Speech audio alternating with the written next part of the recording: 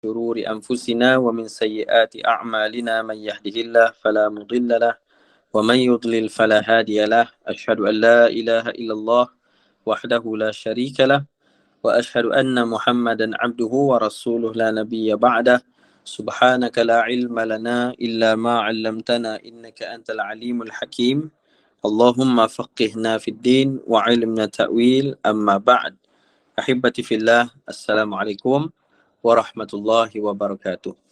Alhamdulillah, summa alhamdulillah, pertama dan selama-lamanya kita ucapkan segala puji dan syukur kepada Allah Subhanahu wa taala Rabbul Jalil atas semua nikmat yang Allah anugerahkan bagi diri kita, ahli keluarga kita, nikmat hari ini dengan nikmat kesihatan, nikmat masih diberikan kehidupan, nikmat yang dipelihara oleh Allah, nikmat iman dan Islam, taufik dan hidayahnya.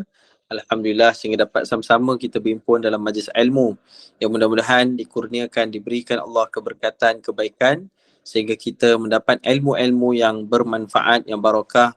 Dengan bertambahnya ilmu maka bertambahlah iman dan takwa kita di sisi Allah Ta'ala, bertambah baik juga lah akhlak kita mencontohi Rasulullah sallallahu alaihi wasallam. Dan mudah-mudahan Allah sentiasa memimpin kita pada jalan siratul mustaqim yang menjadikan kita di kalangan hamba-hambanya yang bahagia, berjaya di dunia sampailah ke akhirat kelak insya-Allah. Amin ya rabbal alamin. Kita juga sama-sama perbanyakkan mengucapkan selawat dan salam atas Nabi Muhammad sallallahu alaihi wasallam, keluarga Nabi, para sahabat, para tabi'in, tabi'in dan seterusnya semua yang mengikuti Nabi sampai ke hari kiamah. Juga yang dimuliakan kepada semua asatizah, khususnya kepada pengurusi majlis, Haja Zainun dan juga semua hajah-hajah, bunda-bunda yang dirahmati dan dimuliakan oleh Allah SWT, muslim-muslimat yang dimuliakan Allah Ta'ala. Jadi Alhamdulillah kita dapat sama-sama menyambung kembali hadis Jibril ataupun disebut sebagai juga hadis yang menceritakan tentang rukun iman, rukun Islam, sesuatu asas dalam kehidupan kita. Maka hari ini kita nak menyambung dua lagi bahagian di dalam hadis ini yang juga disebut hadis ini sebagai Al-Arba'in An-Nawawiyah, yang mana ia dibahaskan melalui hadis yang disampaikan oleh Sayyidina Umar Al-Khattab radhiyallahu anhu daripada baginda Nabi Muhammad sallallahu alaihi wasallam. Baik, dalam bahagian yang kita akan bicarakan hari ini, kita recap balik kisah ini bagaimana Umar Al-Khattab radhiyallahu anhu telah pun menemukan seorang lelaki yang telah datang kepada Nabi sallallahu alaihi wasallam dan dia menceritakan kembali bagaimana lelaki ini yang disebutkan sangat putih bajunya, putih bersih bajunya, sangat hitam rambutnya. Kemudian tidak ada asar safar, itu tanda-tanda bermusafir dia ini. Tetapi dia sangat dekat duduk dengan Nabi sehingga lututnya bertemu lutut Nabi, tangannya diletakkan di atas peha Rasulullah SAW. Lalu dia pun mula bertanya kepada Rasulullah tentang Islam, tentang iman, tentang ihsan dan juga tanda kiamah. Jadi kita dah bincangkan tentang Islam dan juga iman. InsyaAllah kita sambung iaitu berkaitan dengan ihsan dan tanda-tanda hari kiamah. Dan sikit insyaAllah jika ada kesempatan kita akan sentuh sedikit tentang kurban, yang insyaAllah juga saya akan bahaskan pada hari Khamis nanti berkaitan dengan kurban. InsyaAllah mudah-mudahan dapat kita manfaatkan, insyaAllah. Jadi disebutkan dalam hadis ini, lelaki ini bertanya, fa'akhbirni anil ihsan. Sambungan daripada dua soalan sebelumnya. Yang soalan yang ketiga adalah, khabarkan kepadaku wahai Muhammad sallallahu alaihi wasallam tentang al-ihsan. Al-ihsan. Apakah itu al-ihsan? Qala Rasulullah sallallahu alaihi wasallam, an ta'budallah ka'annaka tarah. Al-ihsan itu adalah kamu mengabdikan diri ataupun kamu beribadah kepada Allah Subhanahu wa taala ka'annaka, seakan-akan kamu tarahu, melihatnya, melihat Allah Subhanahu wa taala.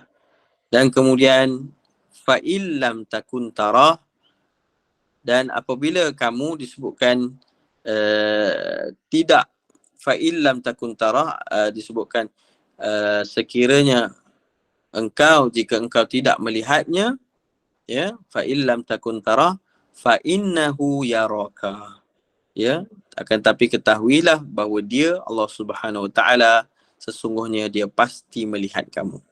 Jadi ini dipanggil dengan sifat al-ihsan. Jadi dalam disebutkan dalam hadis ini, ya, disebutkan ihsan itu apa. Ni kita kena belajar. Sebagai seorang mukmin, sebagai seorang Muslim, kita di dalam kehidupan kita ni belajar agama kita sehingga kita benar-benar menjadi seorang Muslim dan mengamalkan apa yang diperintahkan oleh Allah SWT. Kemudian kita mesti menjadi orang mukmin, iaitu orang yang mengimani.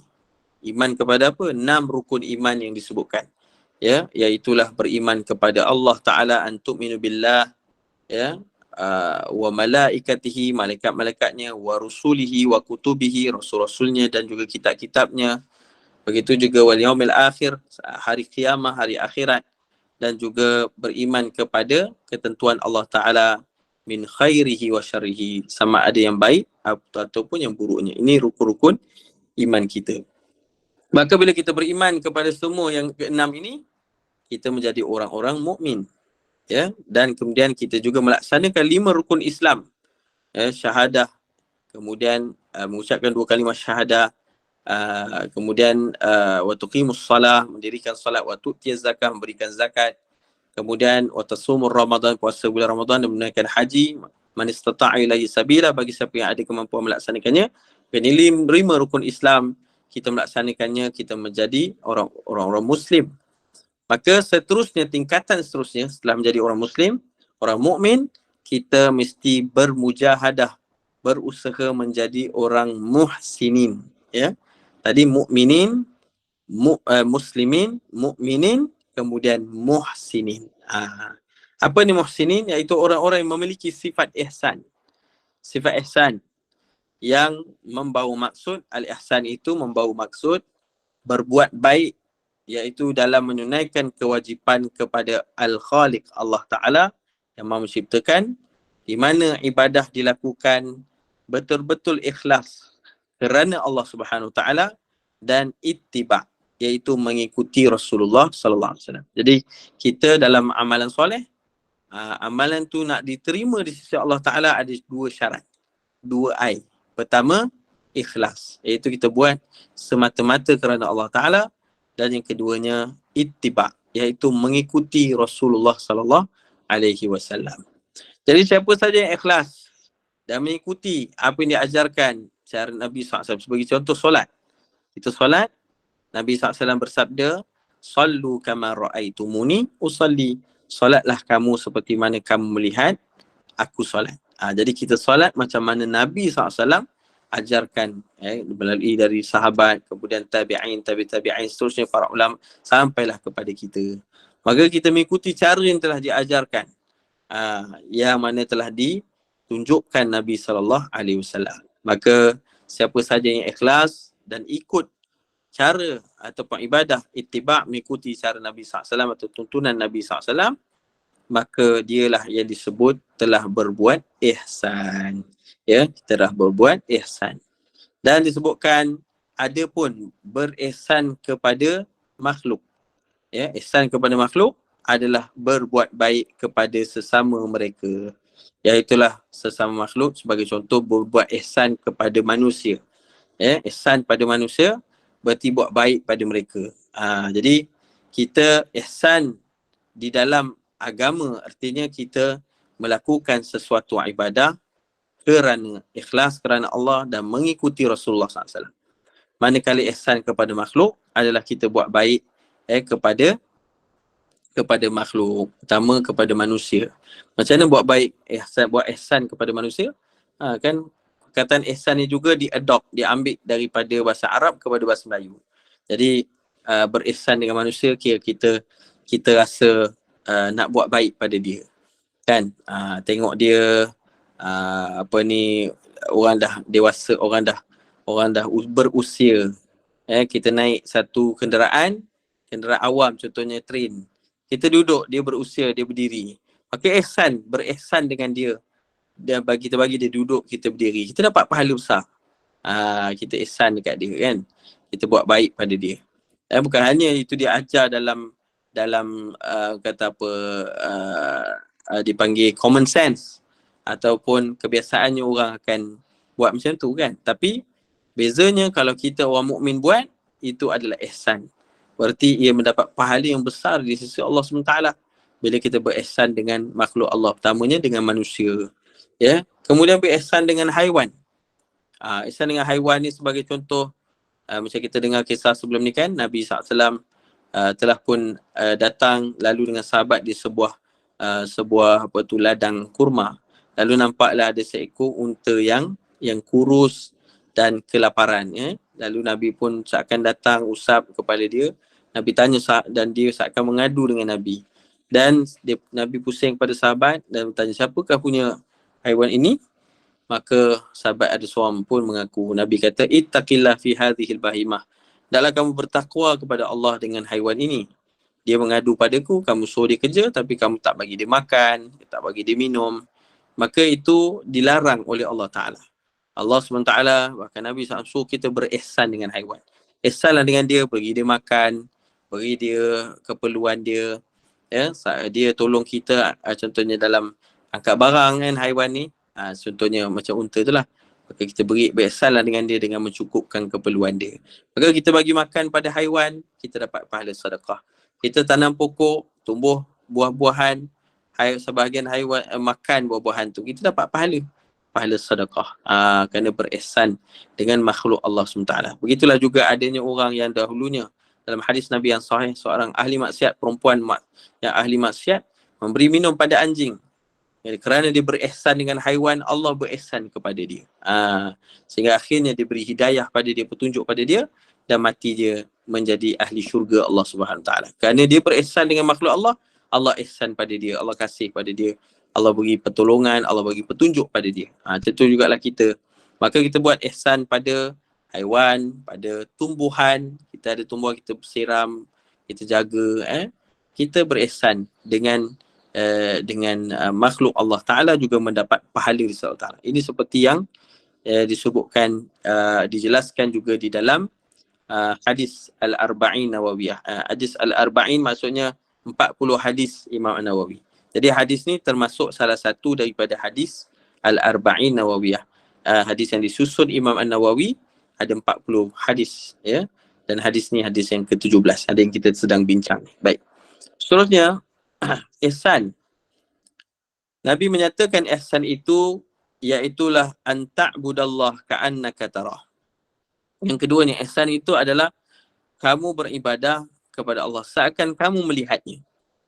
Membawa maksud ibadah tersebut dibangunkan di atas dasar keikhlasan kepada Allah Subhanahu Wa Taala, iaitu seakan-akan melihat Allah SWT itu maksudnya adalah ibadah yang dilakukan atas dasar cinta kepada Allah SWT. Sebab cinta ini yang mendorong seorang itu melakukan sesuatu. Jadi bila kita cinta kepada ibu ayah kita, maka kita sanggup buat apa untuk bagi dia gembira, kan? Sebagai contoh, kan? Jadi begitulah juga seorang ibu cinta pada anak dia. Jadi anak ni, sebelum anak tu balik, mak ni tanya apa nak makan, kan? Jadi mak ni usaha pergi pasar beli barang untuk anak dia, untuk anak dia makan. Jadi begitulah juga anak kena sebaliknya kepada ibu dan ayah. Maka cintanya seorang tu pada seorang, dia sanggup buat apa saja. Sebab tu ada pepatah Melayu, kan? Bila pepatah Melayu lah, ni orang bercinta punya ni, kan? Hujan apa ni, lautan api sanggup ku renangi, kan? Dia cerita betapa cintanya dia kepada seorang wanita tu, sampai kalau lautan api pun dia sanggup merenangi lautan itu. Tapi ini orang kata apa, karut lah. Sebenarnya kita kena meletakkan cinta pada Allah tu lebih besar. Macam mana Ibrahim AS sanggup untuk mengorbankan, menyembelih Ismail, seorang yang sangat dia kasihi, anak dia, ya, seorang yang sangat dia sayangi, anaknya, tetapi sanggup dia korban ataupun dia sanggup nak sembelih anak dia kerana diperintahkan oleh Allah Ta'ala. Itulah yang disebutkan dengan ihsan yang cukup hebat dan luar biasa. Maka kita pun dalam ibadah begitulah. ya, iaitu kita melakukan ibadah ka'annaka tarah, seperti engkau melihatnya, yang membawa maksud kata para ulama, iaitulah dengan dasar cinta kepada Allah Ta'ala. Jadi macam mana nak cinta kepada Allah Ta'ala dengan sebenar-benarnya? Allah berfirman, Qul in kuntum tuhibbunallah fattabi'uni yuhibbukumullah. Sekiranya kamu benar-benar mencintai Allah SWT, maka ikutilah aku. Allah sebut dalam Quran, ya. Ikutilah Nabi Muhammad SAW. Katakan, ya Muhammad SAW, kalau kamu benar-benar cinta pada Allah, ikutilah aku. Iaitu ikutilah Nabi SAW. Yuhibbukumullah, kamu akan dicintai oleh Allah Ta'ala. Jadi kita nak dapat cinta Allah, kita ikut cara Rasulullah SAW. Cara makan Nabi, cara Nabi pakai, cara Nabi bercakap, cara Nabi bahkan doa-doa masnun, doa-doa sunnah yang diajarkan Rasulullah, kita amalkan. Sunnah Nabi kan, kita amalkan, maka kita akan dicintai oleh Allah Ta'ala. Maka sebab itulah, ya, untuk kita datangkan rasa cinta pada Allah Ta'ala juga, kita selain ikut sunnah Nabi SAW, kita kena belajar ilmu. Belajar ilmu. Belajar ilmu tauhid, antaranya sifat 20. Belajar ilmu tauhid, antaranya yang disebut Asma'illahil Husna, nama-nama Allah Ta'ala yang mulia. Ya, supaya bertambahlah rasa cinta kita kepada Allah. Dengan yang ketiganya, nak rasa cinta kepada Allah, dengan kita membacakan Quran dan maknanya. Yang keempat, dengan banyakkan zikrullah, beristighfar, merenungi yang kelima, merenungi tanda-tanda kebesaran Allah Ta'ala. Dengan itu kita bertambahlah rasa cinta kita kepada Allah Ta'ala. Maka bila kita dah ibadah, seakan kita create, seakan kita melihat Allah itu, kita create cinta kepada Allah Ta'ala dengan jalan-jalan tadi. Iaitu dengan jalan kita ikut sunnah Nabi, dengan jalan kita maknanya apa, disebutkan dengan jalan kita berzikir kepada Allah SWT, memuji Allah Subhanahu Ta'ala, kemudian menambahkan ilmu kita, belajar ilmu berkaitan dengan sifat-sifat dan juga nama-nama Allah yang mulia. Begitu juga merenungi tanda kebesaran Allah di alam semesta ini. Maka itu adalah jalan-jalan untuk kita menimbulkan rasa cinta kita kepada Allah Ta'ala. Ya, dan ia menjadikan kita orang yang ihsan di dalam amal kita, dalam ibadah kita. Ya. Fa in lam takun tarah fa innahu yaraka. Ya, dan sebutkan tadi, sebab tu ada patah Melayu sebut, tak kenal maka tak cinta kan. Tak kenal maka tak cinta. Samalah juga Allah Ta'ala. Kita kenali Allah Ta'ala dengan nama-namanya, sifat-sifatnya yang mulia, maka kita akan mencintai Allah Subhanahu Wa Ta'ala. Ya, kita mengikuti Rasulullah SAW, maka kita akan mendapat cinta Allah Subhanahu Wa Ta'ala. Jadi sebab tu penting kepada ilmu. Ya, penting pada ilmu ni, semua ilmu penting untuk kita belajar kan. Sekarang ni musim durian. Ilmu durian pun kena tahu juga. Ilmu durian. Kalau tak, jadi macam mak saya. Apa jadi mak saya, mak dengan ayah saya ni, mereka tak update ilmu durian mereka. Mereka tak tahu nama-nama durian sangat. Yang mereka tahu durian kampung, durian tu je lah yang dia tahu kan. Nama-nama durian lain dia tak tahu. Dia tak update ilmu-ilmu baru tentang durian. Antaranya nama-nama durian kan. Jadi apa berlaku, satu hari ada orang, ayah saya tengah berkemah depan rumah.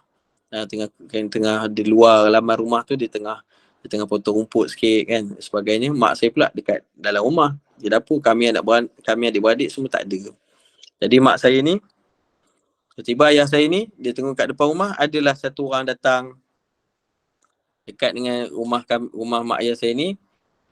Ada orang Cina Muslim yang dia selalu datang meniaga lah, macam-macam barang-barang pasar dia meniaga.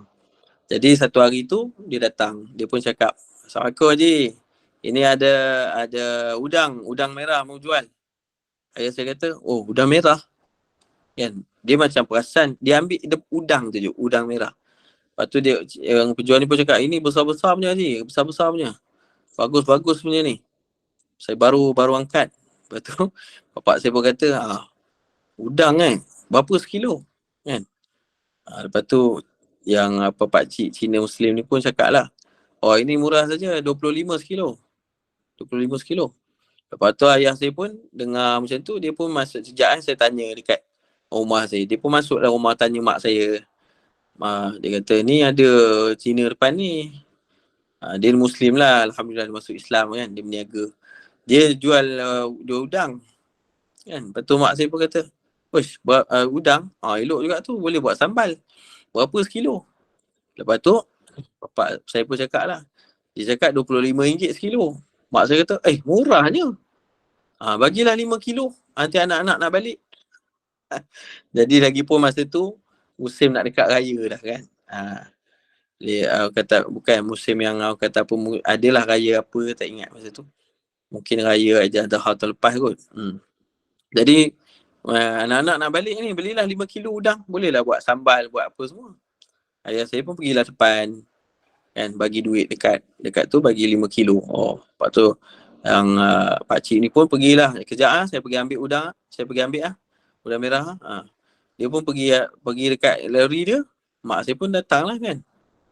Sampai-sampai tengok-tengok. Dia bawa keluar, dia bawa turun durian. Lepas tu mak ayah saya terkejut lah, kenapa bawa durian? Kan rupa-rupanya mak saya tanyalah, kenapa bawa durian, bukan kata udang ke tadi? Ya, ini udang merah. Ini nama durian baru. Durian ni namanya udang merah. Bukan udang tu. Allahu Akbar. Rupanya dah beli durian 5 kilo tu sekalian. Baguslah juga. Anak dia boleh makan. Semua boleh makan. Tapi udangnya tak ada lah. Kan? Ingatkan beli udang, rupanya beli durian. Subhanallah. Maksudnya apa? Ni kalau tak update ilmu durian. Durian ni musang king pun ada. Musang queen pun ada kan. Macam-macam nama sekarang ni. Tapi itulah dia. Kalau ilmu durian pun penting.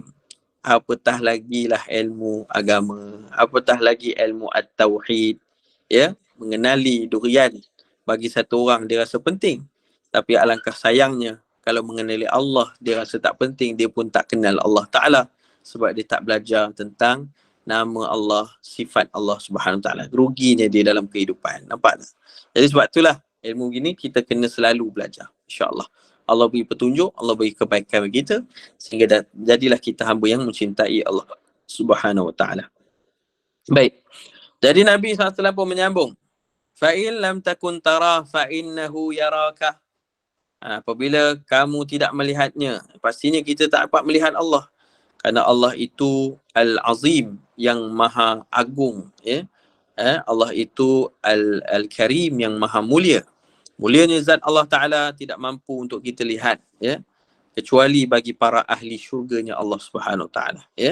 Maka subhanallah, pada syurga di yaumul akhirah dalam jannah, maka akan diberi salam oleh Allah. Salamun qawlan min rabbir rahim.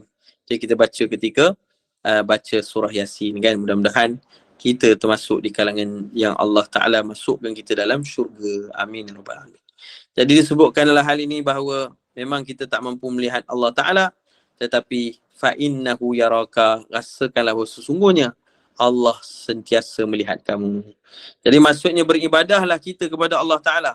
Baik solat kita, baik apa juga yang kita laksanakan, baik zikrullah kita, baik puasa kita, baik juga pekerjaan kita. Pekerjaan tu pun ibadah kan.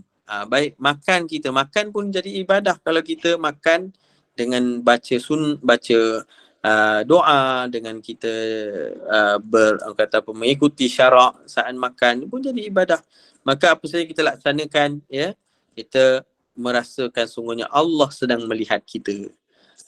Fa illam takun tara fa innahu yaraka, sungguhnya dia ini melihat kamu. Kerana Allah itu Al-Basir, yang maha melihat. Allah itu yang maha melihat diri kita, maha mengetahui akan apa yang kita lakukan. Jadi maksudnya kata para ulama, iaitu beribadah kepada Allah atas dasar takut kepadanya. Kalau tadi merasa atas dasar cinta pada Allah dalam ibadah, kali ini atas dasar rasa takut kepadanya. Sebenarnya bila kita diperhatikan, kita akan lebih berhati-hati. Betul tak? Bila kita diperhatikan, kita akan lebih berhati-hati. Macam ni lah tempat yang ada CCTV kan. Kenapa ada sebahagian bangunan tu dia tulis anda sedang dirakam. Yang dia tulis depan, anda sedang diperhatikan. Supaya orang tu pun tidaklah berniat nak buat benda yang tak elok kan. Kalau dia nak mencuri, ada rakaman ni. Jadi kita sedang diperhatikan, jadi dia pun makin takut nak buat. Jadi macam itulah juga kita. Sepatutnya kita tak perlukan CCTV. Tapi orang beriman itu sudah cukup dengan dia merasakan Allah memerhatikan dia. Dan memang Allah melihat kita. Ya? Allah Subhanahu Wa Taala melihat apa yang kita lakukan. Maka sebab itulah kita kena rasa takut kepada Allah. Bila kita rasa takut, wujud rasa takut ini, inilah dipanggil takwa kepada Allah Subhanahu Wa Taala. Maka ibadahlah kita seakan kita merasakan kita sedang dilihat oleh Allah. Yang memang kita pun sedang dilihat oleh Allah Ta'ala. Maka disebutkan, maka Allah melihat kita, iaitu Allah Subhanahu Wa Ta'ala mengetahui apa yang kita lakukan.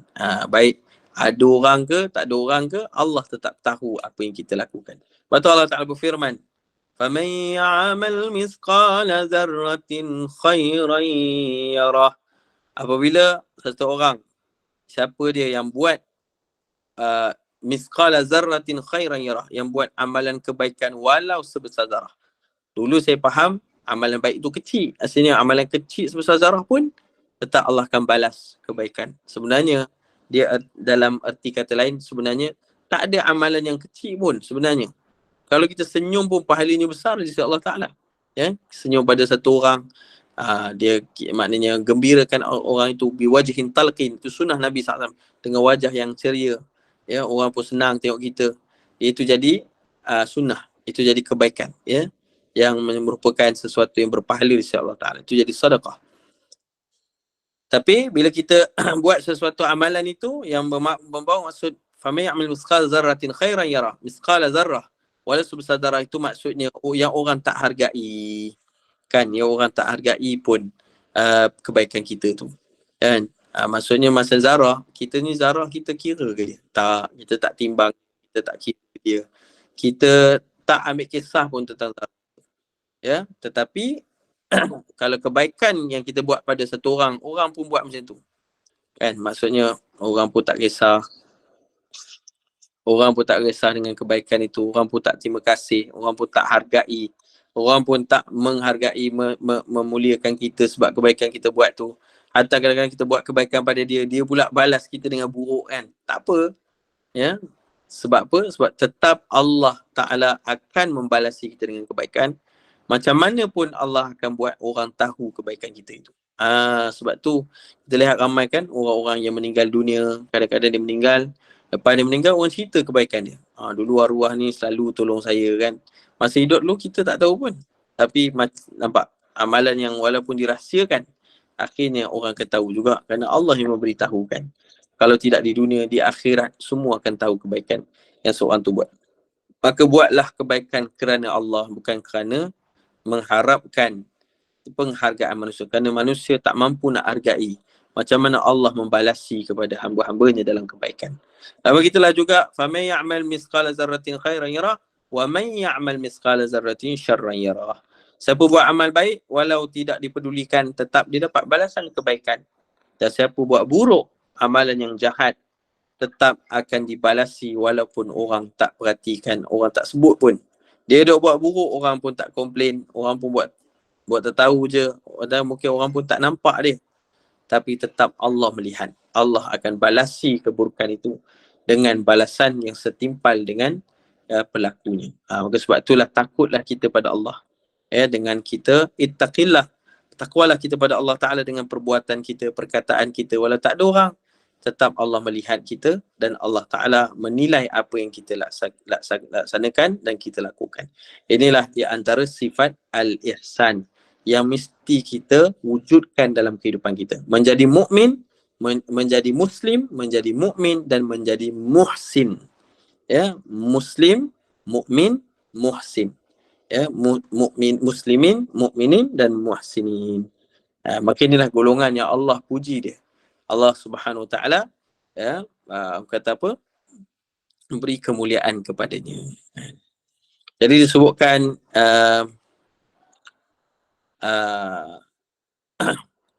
disebutkan juga darjat ihsan ni ada dua. Ihsan ni dia ada dua kata para ulama. Pertama darjat talab. Yang kedua darjat harb.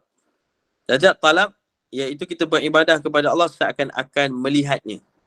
Dan darjat harb adalah kita beribadah kepada Allah dengan yakin Allah melihat kita. Maka takutlah akan siksaannya. Dan darjat talab ni lebih tinggi daripada darjat harf. Jadi darjat talab adalah seakan kita melihat Allah, dan darjat harf adalah kita beribadah dengan yakin Allah melihat kita. Darjat talab ni lebih tinggi dari harf. Jadi sebab tu kita jadilah pula ihsan kita ni sehingga wujud rasa sedemikian, fa illam takun tara fa innahu yaraka. Sekurang-kurangnya pun kita rasa Allah sedang memerhatikan kita. Tapi sayangnya ada orang rasa Allah perhati pun dia tak rasa, kan? Dia tak rasa pun Allah perhati dia.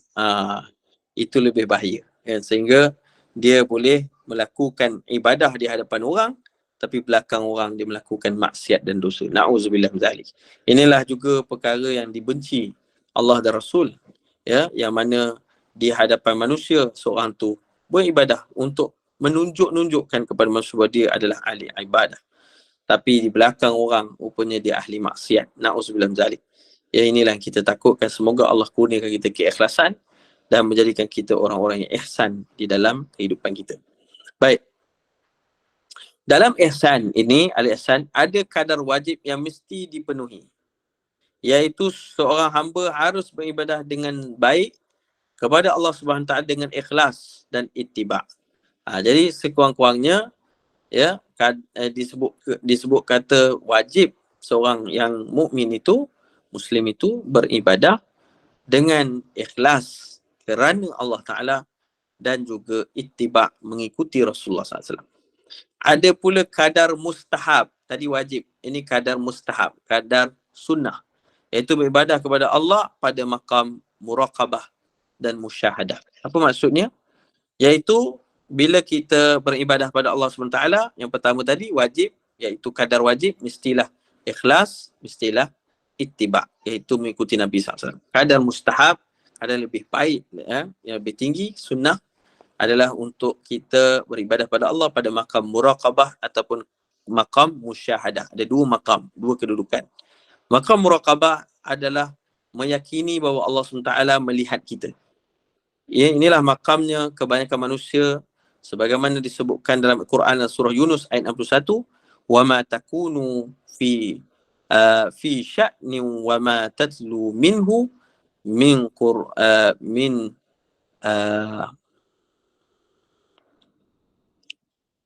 Qur'an wala ta'maluna min amalin illa kunna alaikum syuhudan iz tufiduna fih. Kamu tidak berada dalam satu keadaan dan tidak membaca satu pun dari Al-Quran, dan kamu tidak mengerjakan satu pekerjaan melainkan kami menjadi saksi atasmu di waktu kamu melakukannya. Jadi maksudnya Allah SWT menyatakan, ya, bahawa kita dalam apa juga keadaan, hatta kita membacakan ayat Quran, kita melakukan satu pekerjaan, tidak lain melainkan Allah menjadi saksi atas waktu kita melaksanakan itu. Maka walaupun tak ada orang, walaupun kita hanya seorang diri ketika itu, ketahuilah bahawa Allah sedang melihat dan mengetahui apa yang kita lakukan. Maka disebut juga dalam hadis, idza qumta fi salatika fasalli salatan muwaddi' wala takallam bikalamin ta'tadhiru minhu wa ajmi'il ya'sa amma fi aidin nas. Jika kamu salat, kata baginda Nabi SAW, jika kamu salat, kerjakanlah salat itu seperti salat orang yang akan berpisah. Maknanya kita buat salat tu, buatlah salat tu seperti inilah salat kita yang terakhir. Janganlah berbicara dengan perkataan yang engkau nanti akan meminta maaf di hari esok. Yang keduanya, janganlah kamu hari ni cakap benda yang esok kamu kena minta maaf. Mana berhati-hatilah dalam perkataan kamu. Dan janganlah engkau, yang ketiganya, janganlah engkau berharap terhadap apa yang dimiliki oleh orang lain. Jadi orang lain dah dapat, ya, janganlah kamu berharap-harap sampai apa yang dimiliki oleh orang lain itu menjadi milik kamu. Kita bolehlah berdoa, cuma janganlah jadi sampai berharap-harap sangat, sehingga melupakan yang rupanya telah banyaknya nikmat yang Allah berikan kepada dirinya. Inilah hadis riwayat Ibnu Majah dan Ahmad dan dinatakan hadis hasan. Maka maqam muraqabah ini iaitu beribadah seakan dilihat oleh Allah Subhanahu Wa Taala ataupun Allah Taala sedang melihat kita. Yang pasti memang Allah melihat kita. Maka seterusnya Abdullah bin Umar menyatakan dari baginda Nabi Muhammad sallallahu alaihi wasallam, salatlah maka seperti solat orang yang akan berpisah. Maka sungguhnya engkau ya Allah, jika engkau tidak, maknanya apa? Maknanya dalam hal ini bahawa apabila seperti Nabi SAW menyatakan, apabila kamu merasakan seakan melihat Allah Ta'ala ataupun merasakan seperti Allah melihat kamu, itulah maqam ihsan, yang mana ini termasuk di kalangan maqam muraqabah dipanggil. Yang kedua maqam musyahadah, berarti kita beribadah pada Allah Ta'ala seakan akan melihatnya, iaitu melihat nama dan sifat Allah Ta'ala serta kekuasaannya, bukanlah zat Allah secara langsung, bukanlah begitu, maka makam ini lebih tinggi berbanding makam muraqabah, maka disebutkan dan inilah di antara yang kita usahakan dalam kehidupan kita agar kita rasa seperti diperhatikan oleh Allah Subhanahu Wa Taala dengan ibadah kita, dengan rasa cinta pada Allah dan juga rasa takut kepada Allah Subhanahu Wa Taala. Maka ini adalah ihsan yang mesti insya-Allah dalam kehidupan kita usaha untuk mencapainya. Baik, seterusnya kita balik kepada hadis utama yang kita bacakan tadi awal-awal, Setelah Nabi sebut tentang ihsan, maka lelaki tadi pun bertanya soalan seterusnya, fa akhbirni 'anis sa'ah, maka khabarkanlah kepadaku tentang hari kiamat. Qala, berkatalah Nabi SAW, mal mas'ul bi'a'lam minas sa'il, tidaklah yang bertanya lebih tahu daripada yang ditanya. Dari Nabi beritahu, yang ditanya ni pun tak tahu, kan? Apatah lagi mungkin mungkin yang bertanya tu lebih tahu, kan? Nabi sebut itulah. Jadi qala fa akhbirni an amaratiha, maka berkatalah Jibril alaihi salam, yang sebenarnya laki itu Jibril, maka demikian beritahulah atau khabarkanlah kepadaku tentang tanda-tandanya. Baik.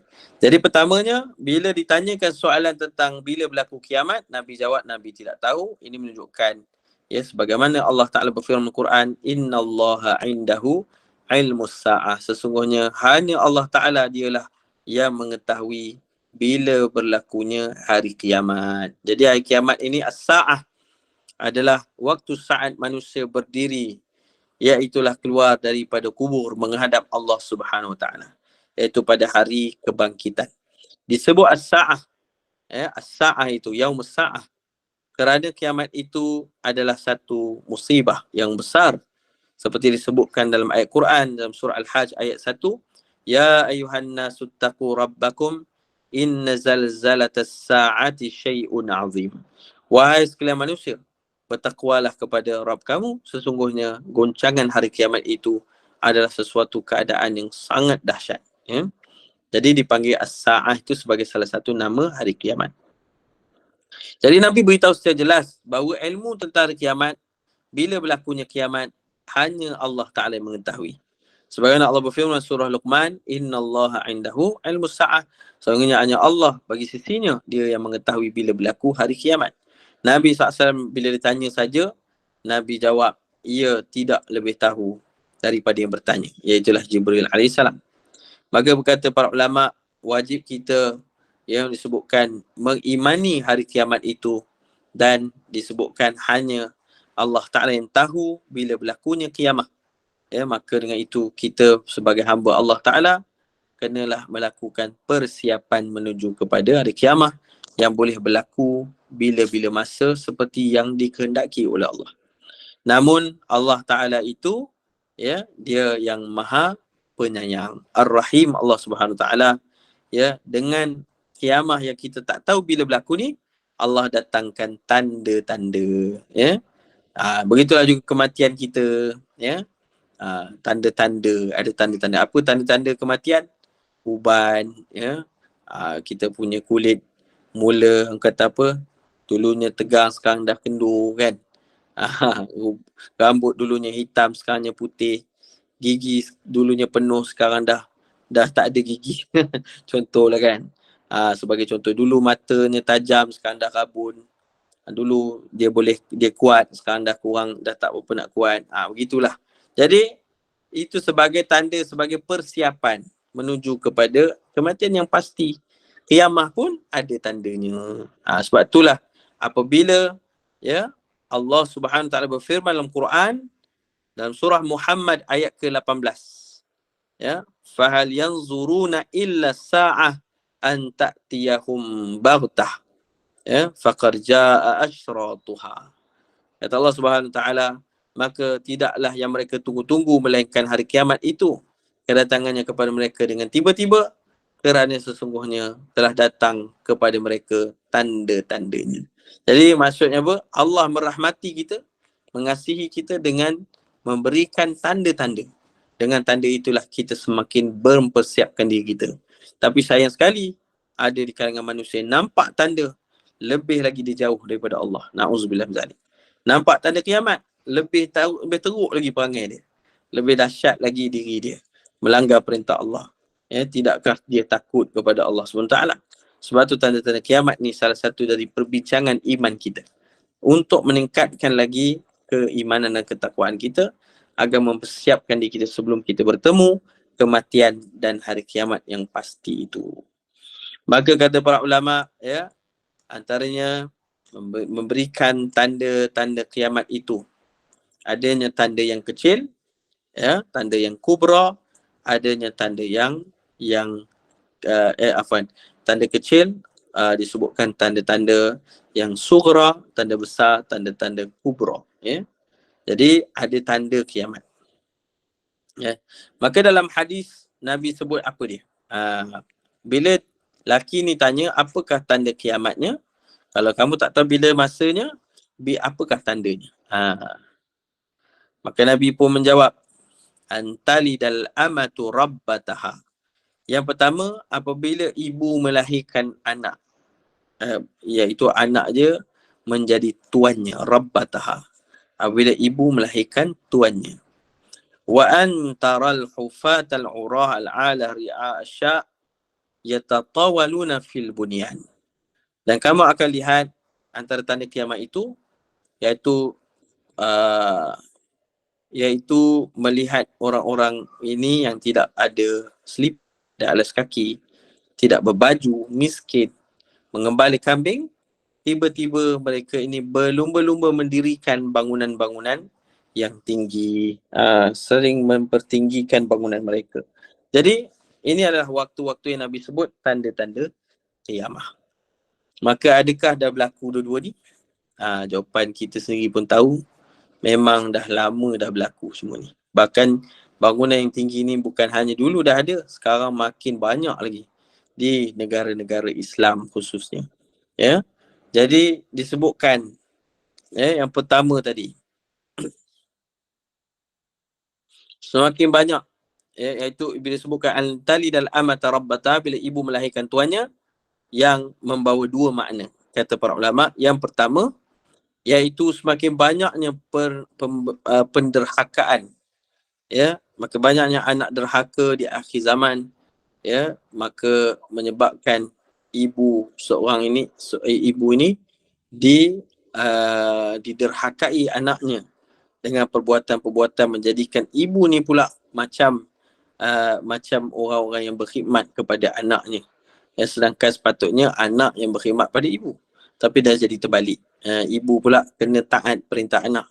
Ya, sedangkan anak boleh mengingkari ibunya, boleh menderhakai ibunya. Na'udzubillah min dzalik.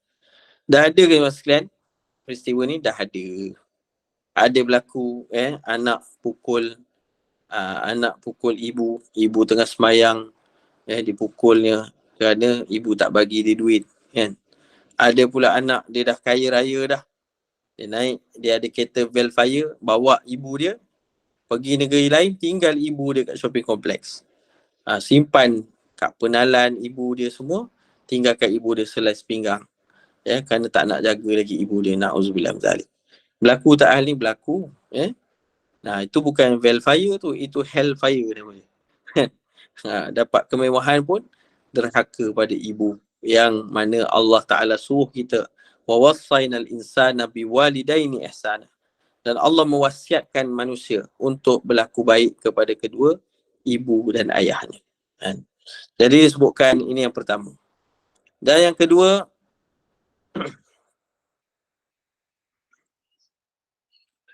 ya, yang keduanya iaitulah apabila berlakunya penderakaan ramainya anak kepada ibu, yang menjadikan keadaan sosial, iaitulah semasa banyaknya hubungan anak ini tidak, sehingga menyebabkan mereka ini menderhakai kepada ibu mereka, kan? Ataupun mereka ni menjadi sombong terhadap ibu mereka. Maka na'udzubillah min zalik, mudah-mudahan Allah jauhkan kepada kita hal-hal yang begini. Maka kenalah lebih giat lagi kita mendidik anak dan cucu kita semuanya untuk lebih mengenal Allah Ta'ala, lebih memahami ilmu agama. Mudah-mudahan terhindar zuriat keturunan kita daripada menjadi anak-anak yang derhaka, na'udzubillah min zalik. Mudah-mudahan anak-anak kita, diri kita, anak-anak kita semuanya menjadi anak-anak yang soleh dan solehah di sisi ibu dan ayah serta orang tua, insya-Allah. Mudah-mudahan juga menjadi hamba Allah yang dirahmati. Ya, yang pertama. Yang kedua, iaitulah orang-orang yang tidak memiliki sebarang harta, tidak beralas kaki, tidak berbaju, akhirnya mendirikan bangunan-bangunan yang tinggi. Inilah yang berlaku sekarang ni dekat negara, antaranya negara Arab. Dahulu orang-orang Arab bela kambing, orang-orang di situ miskin. Tapi hari ni sebagai contoh, tanah Arab seperti Dubai, seperti negara-negara Arab yang lain, boleh bina, berlumba-lumba bina bangunan-bangunan yang tinggi. Sehingga di Dubai, di negara-negara satu dunia, bangunan paling tinggi berada di atas tanah orang-orang Arab, di Dubai. Sehingga ketinggian bangunan itu, Burj Dubai itu ketinggiannya 900 meter. Tetapi sekarang sedang dibina satu lagi bangunan yang lebih tinggi daripada itu, iaitulah di Jeddah. Di Saudi, di Jeddah akan dibina bangunan namanya The Kingdom Tower, yang tingginya kalau siap mencapai 1 kilometer tinggi dia. Maka inilah yang Nabi sebut. Kat mana Nabi sebut, kat situ juga dia nak buat bangunan, kan. Jadi Nabi dah kata dah 1400 tahun dahulu, akhirnya hari ini semuanya berlaku di hadapan mata kita. Subhanallah. Inilah tanda-tanda qiyamah yang Nabi sebutkan, sebagai peringatan pada kita agar kita mula memperbaiki diri kita, akhlak kita, ibadah kita di sisi Allah Subhanahu wa taala, insya-Allah. Maka disebutkan dalam hal ini bahawa inilah kepentingannya kita mempelajari juga tanda kiamah, agar mudah-mudahan semakin kita mempersiapkan diri kita dan menjadi di kalangan hamba Allah Ta'ala yang mudah-mudahan dirahmati, dikasihi kita kerana kita melakukan persiapan kepada akhirat kita. Bila datang tanda-tanda kiamat ini, kita makin sedar, kan. Hari ini kita tengok tanah Arab sendiri pun dah jadi menghijau. Pada bulan 1 hari itu saya pergi umrah, baru ni pun saya pergi, alhamdulillah. Saya doa semua jemaah sekalian juga dijemput Allah Ta'ala. Lepas raya kita pergi, kan. Lepas raya kita pergi. Tapi masa lepas raya ni musim panas. Jadi bukit-bukit semua, rumput-rumput ada tapi dah mati dah. Tapi masa dia akan jadi balik subur pada hujung tahun. Di Hudaibiyah.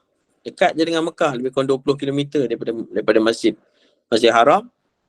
Kalau pada bulan 11, bulan 12 tu dia menghijau macam di New Zealand. Punya menghijau. Maka itulah antara tanda kiamah. Nabi SAW pernah sebut dalam satu hadis sahih. Qala Rasulullah SAW, la taqumu sa'ah hatta ta'ud al-ardu al-arabi murujan wa anhar. Tidak akan pernah berlakunya kiamat sehinggalah kita akan melihat tanah-tanah Arab ini kembali menghijau, tumbuh pohon-pohon, tumbuh rumput-rumput, wa anhara, dan adanya sungai-sungai yang mengalir. Subhanallah. Jadi itulah yang berlaku pada waktu ini. Maka tanda-tanda kiamah inilah kita bacakan dari hadis Nabi SAW dan kitab-kitab tentang tanda kiamah, agar meningkatkan lagi rasa keimanan kita dan rasa takwa kita pada Allah, untuk kita persiapkan diri sebelum kita bertemunya di yaumul akhirah. Maka seterusnya hadis, balik pada hadis tadi. Qala Umar Al-Khattab, summa intalaqa falabistu maliyan thumma qala ya Umar atadri manis sa'il, lalu qultu Allah wa rasuluhu alam, qala fa innahu Jibril atakum yuallimukum dinakum. Dan itulah Jibril, kata Nabi SAW. Kata Nabi dalam yang bahagian akhir ni, Umar Al-Khattab beritahu bahawa kemudian lelaki tadi pun setelah ditanya semua tu, dia pun pergi. Sedangkan aku tetap dengan tinggal berapa lama dengan Rasulullah SAW. Lalu Nabi pun bertanya kepadaku, wahai Umar, tahukah kamu siapa yang bertanya itu? Lalu Umar pun menjawab, Allah wa Rasul alam. Allah Ta'ala dan Rasulnya lah yang lebih mengetahui. Maka Nabi pun menjawab, itu adalah Jibril. Dia telah datang untuk mengajarkan kepada kamu tentang agama kamu. Hadis sahih riwayat Muslim. Jadi yang untuk bahagian yang terakhir inilah disebutkan para ulama bahawa yang pertamanya malaikat yang Allah Ta'ala jadikan, dia dapat berubah bentuk, menyerupai manusia. Antara Jibril alaihissalam. Nabi pernah lihat Jibril dengan rupa yang sebenar 2 kali. Setelah Nabi terima wahyu yang pertama, Nabi turun dari Jabal Nur. Itu yang pertama kalinya Nabi nampak, menggigillah tubuh Nabi ketakutan. Yang keduanya ketika Isra wal Mi'raj, inda sidratil muntaha indaha jannatul ma'wa. Ketika Nabi naik Mi'raj, Nabi melihat Jibril dengan rupanya yang sebenar. Maka besarnya Jibril AS, mulianya Jibril AS yang memiliki 600 sayap. Yang satunya dibuka, kata Nabi, maka akan gelaplah ufuk dunia. Besarnya Jibril AS dan mulianya Jibril, dan dia juga boleh berupa bentuk seorang manusia.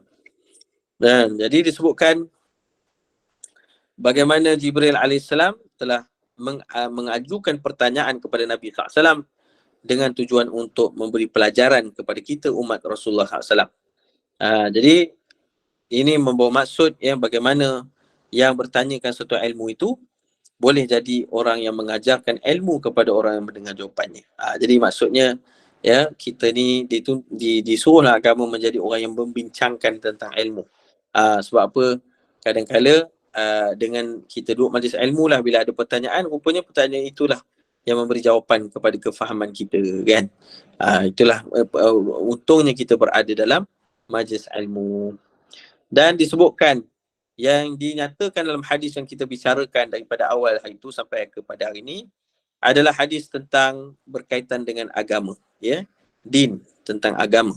Maka din ada dalam yang disebutkan di dalam 3 tingkatan. Pertamanya Islam, yang adanya 5 rukun Islam. Iman, yang keduanya iman, yang ada 6 rukun iman. Yang ketiganya ihsan, yang memiliki 1 rukun, iaitu beribadah kepada Allah seakan melihatnya. Jika tidak melihatnya, maka yakinlah Allah sedang melihat kita. Jadi 3 tu yang kita belajar. Dan salah satu lagi adalah tanda kiamah, yang juga merupakan satu perbincangan yang pentinglah agama, agar menambah lagi persiapan kita menjadi seorang mukmin yang bertakwa.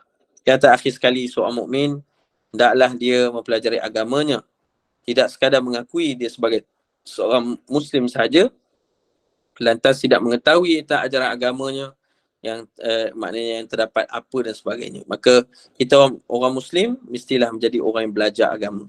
Dan bukan hanya kita beriman pada Allah, bukan hanya kita menjadi orang yang i'tiqad fil qalb, yakin dengan hati kita, atau takrir bil lisan, dengan menyebutkan pada lisan kita, tapi mestilah kita beramal bil jawarih, menzahirkan keimanan kita dengan melakukan amalan soleh dengan tubuh badan kita, dengan anggota tubuh kita. Maka bukan hanya kita menunaikan solat, tapi di luar solat juga kita menjaga tangan kita daripada melakukan hal-hal yang dimurkai oleh Allah. Tidak mengambil harta orang lain, tidak mengambil hak orang lain. Bahkan menggunakan tangan kita untuk memberi kebaikan pada orang lain. Begitu juga penglihatan kita, perkataan kita, percakapan kita, tidak menyakiti orang lain. Sehingga Nabi sebut, man kana yu'minu billahi wal yaumil akhir, siapa yang benar-benar beriman kepada Allah dan hari akhirat, falyakul khairan aw liyasmut, hendaklah dia bercakap perkara yang baik saja ataupun lebih baik dia berdiam diri. Itulah tanda iman dia kepada Allah Subhanahu Wa Taala. Maka inilah hadis yang kita bicarakan, hadis Jibril, yang merupakan hadis asas di dalam perbincangan ilmu at-tauhid, yang mana insya-Allah selepas ni kita akan masuk berkaitan dengan mukjizat saintifik dalam Quran. Kita akan bacakan muqaddimah kitab membongkar mukjizat saintifik dalam Quran yang dikarang oleh Dr. Zaifuddin, insya-Allah, yang mana kita akan bicarakan dalam pertemuan-pertemuan kita pada setiap hari Khamis pagi jam 7.30 pagi, insya-Allah. Jadi mudah-mudahan Allah memberi manfaat kepada kita, dan insya-Allah mudah-mudahan juga Allah Ta'ala memberikan rahmat kepada kita agar mendapat kefahaman di dalam agama kita, dapat kita amalkan dan dapat kita sampaikan, insya-Allah. Begitulah juga berkaitan dengan korban, ya. Pada korban yang dah dekat ni, insya-Allah mudah-mudahan dapat juga kita melaksanakannya. Kenapa korban ni kita kena buat, jemaah sekalian? Ia adalah sebagai salah satu jalan untuk kita mendekatkan diri kita kepada Allah Subhanahu Wa Taala. Bahkan Nabi menyatakan besarnya, ya, kelebihan korban dalam satu hadis, ya. Qalat Sayyidatina Aisyah radhiyallahu anha, ma amila adamiyun min amalin yawman nahri ahabba ila Allah min ihraqid dam.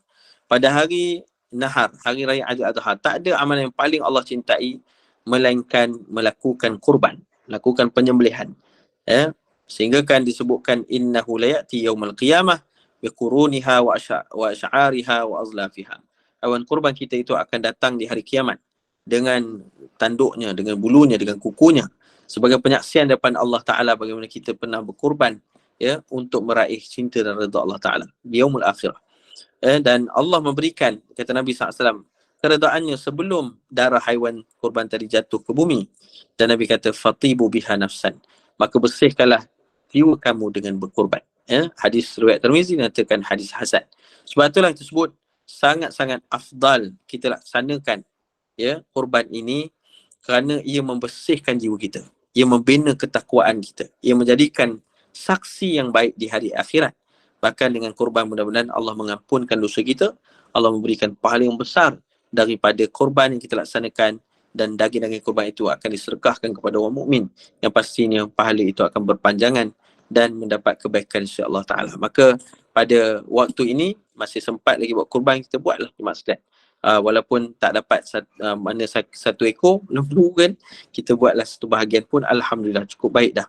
Ya, bila kita keluarkan duit kita pada jalan Allah, Nabi sebut mana kasat sadaqatu min mal, tidak akan pernah kurang satu harta, satu nikmat, ya, rezeki yang kita keluarkan pada jalan Allah Ta'ala, bahkan tidak akan pernah kurang harta kita. Itu jaminan dari Nabi SAW. Kita korban, jemaah sekalian, kata Imam Nawawi rahmatullah, Allah akan gantikan kita dengan kesihatan yang baik, keberkatan rezeki kita, ya, diberi rahmat dalam keluarga kita, keselamatan, ya. Bahkan, ya, kita dijadikan di kalangan hamba yang mendapat pahala yang berlipat kali ganda daripada kita mengeluarkan duit pada jalan Allah SWT. Yang mudah-mudahan Allah memberikan kita, ya, korban ini diterima insya-Allah Ta'ala, menjadikan kita hamba yang bertakwa insya-Allah, dan melalui korban itu juga Allah meredai kita, mengampuni kita, dan menjadikan kita hamba-hambanya yang dimasukkan ke dalam redha dan jannahnya insya-Allah. Amin ya rabbal alamin. Aku qauli hadza astaghfirullahalazim wa lakum. Yang baik di sisi Allah, jika saya kesilapan kekhilafan saya mohon maaf. Berilah teguran pada saya yang fakir ini, semoga Allah berkati apa dibincangkan dapat kita amalkan sampai insya-Allah. Alhamdulillah. Okey, kita buka soalan lah. Sekiranya ada yang nak bertanya, silakan. Jemaah. Assalamualaikum Ustaz. Assalamualaikum. Saya nak tanya tentang pengorbanan, maknanya korban hari raya haji. Katakanlah kita ada mempunyai sebahagian wang, ya. Dan biasanya wang itu kita sedekahkan kepada saudara mara kita yang miskin di kampung, dan dalam saat ini di mana mereka akan menyambut raya korban. Jadi sekarang pertanyaan saya dengan Ustaz, kalau saya ada, katakanlah saya ada RM500, antara saya buat korban dengan saya berikan kepada saudara mara di kampung yang memang mengharapkan wang, itu yang mana lebih afdal? Kalau itu saja wang yang kita ada yang perlu kita agih-agihkan. Terima kasih Ustaz. Baik, bismillahirrahmanirrahim. Kita sebut dalam hal ini, disebutkan, sebenarnya soalan ini pernah ditanyakan juga kepada mufti wilayah, tentang apakah yang lebih afdal, sama ada kita sedekah ataupun kurban. Baik, ada setengah ibadah yang Allah Ta'ala syariatkan dengan masa, dengan waktu yang tertentu, dan ada pula ibadah yang dalam bentuk masanya tidak terikat, ataupun dia boleh dilakukan sepanjang masa, sepanjang waktu, dalam waktu kehidupan kita, kan. Jadi disebutkan apabila kita sebut dalam situasi sekarang ni, bagi situasi yang sekarang ni adalah lebih afdal kita melakukan kurban, lebih afdal kita melakukan kurban disebabkan ia adalah waktu yang diberikan ataupun yang mana kurban ini terikat dengan waktu pada hari raya Aidil Adha, dipanggil hari Yaumun Nahar, dan juga hari-hari tasyrik sahaja. Jadi dalam setahun hanya ada 4 hari saja yang diizinkan berkurban. Sehingga kan Nabi sebut kalau lepas dari hari tasyrik, mana lepas daripada azan, lepas masuk je waktu asar, hari tasyrik iaitu hari raya Aidil Adha yang keempat, maka kalau pun disembelih dengan niat kurban, ia tidak menjadi kurban, ia menjadi sedekah saja, kerana dia ada terikat dengan waktu. Maka bila terikat dengan waktu, maka itulah yang lebih afdal untuk kita laksanakan. Bahkan kurban kita itu juga akan disedekahkan, dia diutamakan kepada yang kurang kemampuan dan juga akan disedekahkan kepada umat Islam yang lain. Maka pahalanya juga berpanjangan insya-Allah, dan selepas daripada tempoh itu kita juga boleh melaksanakan ibadah sedekah pada waktu-waktu yang lain insya-Allah. Jadi itu yang saya bacakan daripada jawapan Mufti Wilayah, itu yang lebih rasanya menjawab kepada soalan Hajah tadi insya-Allah. Terima kasih Ustaz menjawab sepenuhnya. InsyaAllah. Dan soalan daripada Siti Hartini. Assalamualaikum Ustaz, apakah tindakan ibu bapa jika ada anak seperti yang Ustaz katakan tadi, anak menjadi tuan? Adakah perlu ibu bapa tinggalkan saja anak seperti itu? Sudah diberi didikan agama, sudah dinasihati, masih tak berubah perangai. Silakan Ustaz. Baik. Bismillahirrahmanirrahim. Dalam Al-Quran Karim, Allah banyak menceritakan juga kisah begini. Ia bukan hanya berlaku kepada sebahagian orang-orang biasa, tetapi juga berlaku kepada Rasul utusan Allah Ta'ala. Antaranya Nabi Nuh AS, Nabi Lut AS. Ada berlaku, contohnya Nabi Nuh AS. Berlaku pembinaan bahtera, kemudian berlakunya banjir. Lalu Allah cerita dalam Quran bagaimana ketika banjir itu berlaku, anaknya tidak mahu mentaati dia. Mentaati Allah pun tidak mahu, bahkan sombong dan angkuh. Sedangkan dia Rasul, dia telah didik anaknya yang terbaik, dia pun telah berdoa pada Allah, tetapi itulah keadaan yang kadang-kadang berlaku ujian dalam kehidupan kita. Allah uji kita untuk angkat darjat kita. Sebab itu disebutkan Nabi Allah Ta'ala turunkan Al-Quran, innaka la tahdi man ahbabta walakinnallaha yahdi man yasha'. Sesungguhnya kamu tidak akan dapat disebutkan memberi hidayah kepada siapa yang kamu cintai, tetapi Allah lah yang akan memberi petunjuk kepada siapa yang dia inginkan. Sebab tu kita dah didik anak kita, kalau mungkin berlaku hal yang seperti yang kita sebut tadi itu, kita bersabar, kita bersabar dan teguhlah kita dalam menyampaikan dakwah. Kalau ada orang dia mungkin berdakwah pada sebahagian orang yang lain, maka kita, tanggungjawab kita adalah berdakwah kepada ahli keluarga kita. Maka itulah mad'u kita. Kita da'i dan dialah mad'u kita. Siapa mad'u tu? Orang yang menerima dakwah kita. Menerima dakwah ni maksudnya mengajak kepada Allah SWT. Kita dan mereka anak mungkin dah besar, kita kena gunakan jalan-jalan yang sesuai dengan mereka. Nasihatlah dengan penuh hikmah, kebijaksanaan, jangan beremosi. Kemudian berdakwahlah dengan cara yang bijaksana, seperti yang kita diajarkan Nabi SAW, katanya kita bagi hadiah sebagainya untuk ajak dia kepada Allah SWT. Kita nak dia solat, kita hadiahkan dia sejadah, kita hadiahkan dia telekung, kan beritahu kat dia dalam surat. Kalau tak boleh cakap, tulis dengan surat, mak nak sangat anak mak ni jaga solat, kan, kerana dengan solat kita berjaya dunia akhirat, kan. Dan begitulah juga kita beritahu, kita kekalkan nasihat yang baik pada mereka. Dan satu, jangan tinggalkan, doakan mereka. Doakan. InsyaAllah, dengan kita doakan anak kita. Saya ada orang yang saya kenal ni, mas sekalian, anak dia dulu punyalah dahsyat perangai, kan. Terlibat dalam macam-macam jenis benda-benda yang tak elok lah.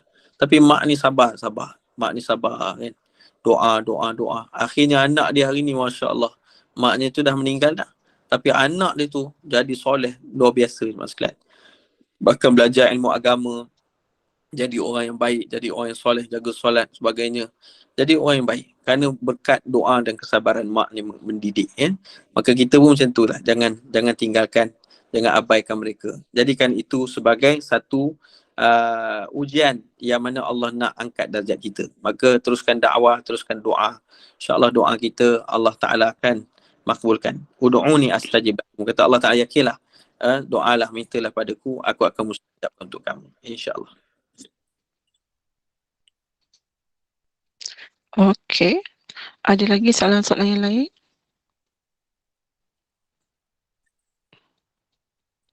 Baik, rasanya setakat itu saja saya. Baik. Okey, baik. Alhamdulillah, jazakallah khair al-Fadhil Ustaz Muhammad Arif Zaki atas perkongsian ilmu tentang tajuk yang diberi tadi itu sifat ihsan dan tanda kiamat. Yang mana salah satunya sifat ihsan ni, tentang ihsan ni itu kedudukan tertinggi dalam agama bagi merapatkan diri kita kepada Allah SWT dan jalan orang-orang yang Allah beri nikmat ke atas mereka.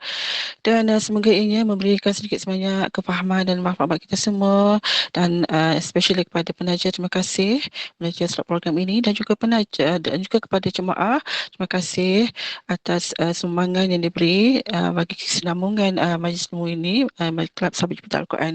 Dan insya-Allah di lain kesempatan Ustaz kita jumpa lagi, dan bagi melakukan majlis ilmu Ustaz, tutuplah dulu dengan tasbih kafarah dan surah Al-Asr. Silakan Ustaz. Bismillahirrahmanirrahim. Subhanakallahumma wa bihamdika asyhadu an la ilaha illa anta astaghfiruka wa atubu ilaik. Bismillahirrahmanirrahim. Wal 'asr innal insana lafi khusr illa alladhina amanu wa 'amilus salihati wa tawassaw bil haqqi wa tawassaw bis sabr. Sallallahu alaihi wasallam Muhammad wa ala alihi wasallam. Wassalamualaikum warahmatullahi wabarakatuh. Waalaikumsalam warahmatullahi wabarakatuh. Terima kasih Ustaz. Pesan ilmunya.